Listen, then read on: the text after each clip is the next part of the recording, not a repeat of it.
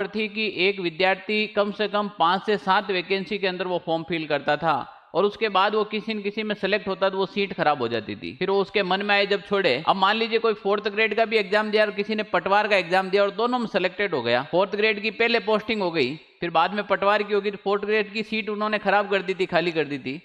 अब सरकार कह रही है नए बजट के अंदर कि कोई भी नौकरी लगे किसी भी पोस्ट पर, अगर वो ज्वाइनिंग के 1 साल के अंदर अगर वो भर्ती से इस्तीफा दे दे या फिर अपनी नौकरी छोड़ दे तो उस पद के लिए हम उसी समय वेटिंग लिस्ट निकाल देंगे। 2 गुना जो 2.5 गुना विद्यार्थी का जो डीवी करवाते हैं, उनमें से जो विद्यार्थी जो सबसे आगे रहेगा उन विद्यार्थियों को हम ले लेंगे और उनकी नौकरी दे देंगे। इसका मतलब यह है कि जो पोस्टें विद्यार्थी लगने के बाद वापस छोड़ने से खाली होती थी या खराब होती थी वो अब बंद हो जाएगी।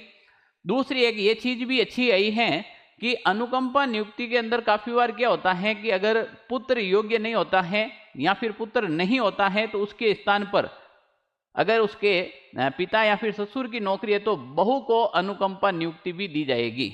तो ये भी एक महिलाओं के लिए, लड़कियों के लिए एक अच्छी खबर है।